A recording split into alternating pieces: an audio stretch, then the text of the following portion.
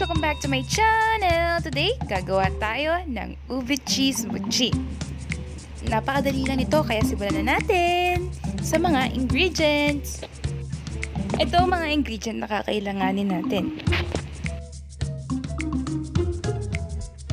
Simulan na natin. First, pakuluan natin ang ating sweet potato.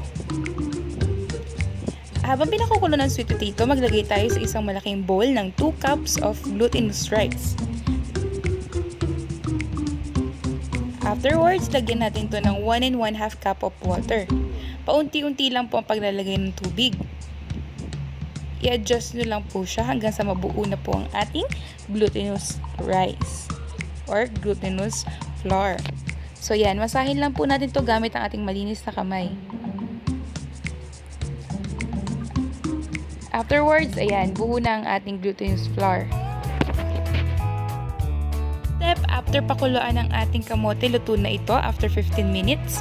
Balatan lang po natin to, tapos i-mash lang po natin gamit ng tinidor. Ayan.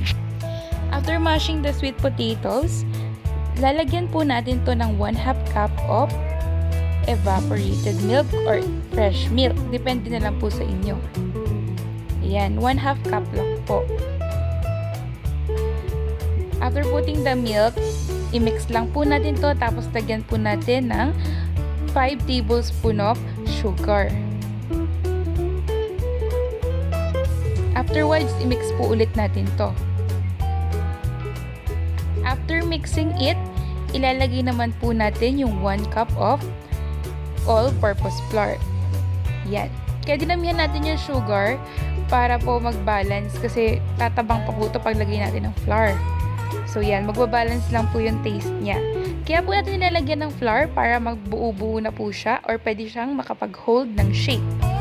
So afterwards, i-cut naman po natin yung cheese into cubes. Any brand will do. Crop po ang ginamit kong cheese brand.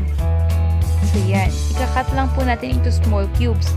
Depende na po sa inyo kung gaano kakapal.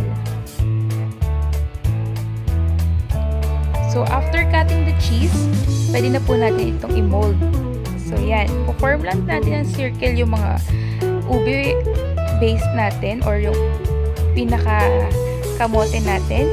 Yan. I-form lang po natin ng circle.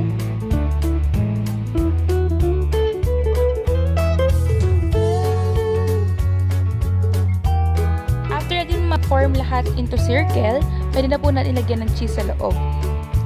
Napaka-simple lang po. Ipupush lang po natin yung cheese. Tapos, ipapaloob lang po natin yan. Tapos, i-form lang po natin ulit na yung circle. Yan. Napakadali lang po. Ulit-ulitin lang po natin gawin hanggang sa maubos lahat. Ayan. Afterwards, pumunta naman tayo sa glutinous flour natin. Yan. Ipi-filling na po natin sa kanya yung ube cheese natin. So, ipa-flat lang po natin yan. Tapos, lalagyan lang po natin ng isang ube cheese. Tapos, i-envelope lang po natin paloob. Ayan. Ayan, ganyan lang po. Tapos, ipupush lang po natin siya. Ipipress lang po natin siya. Okay lang po na may lumalabas-labas na ube. Kasi hindi naman po siya lalabas talaga kapag niluluto nyo po siya. Para nagiging design lang po siya. Ayan. Continuous lang po sa paggawa ng ganyan.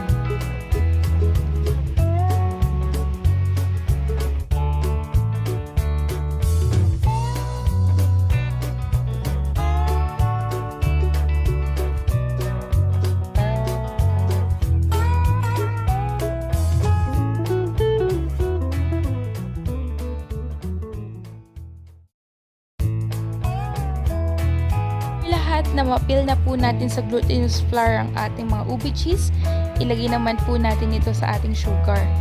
Ayan, i-roll lang po natin siya sa sugar para tumamis pa po yung labas, para balance lang po yung taste niya. Ayan. After putting sugar, pwede na po natin siya i-fry. Sa isang large pan, maglagay lang po tayo ng oil. Hindi ganun karami, tama lang po, mga 1 cup lang. Tapos ilagay na po natin yung ating buchi. After uminit nito, yan. Ipi-flip lang po natin siya hanggang maging golden brown tulad nun. Yan. Napakadali lang po, di ba? Luto na po ang ating ube cheese buchi. pwede na po natin siyang tikman. Wow, napaka-sarap po ng ating ubi cheese buchi. At napakadali lang nito. Kaya itry nyo na rin po ito sa inyong mga tahanan. Of course, if nagustuhan nyo po itong recipe ito, don't forget to like, share, subscribe to my channel for more videos. Thanks for watching! See you on my next vlog. Bye-bye!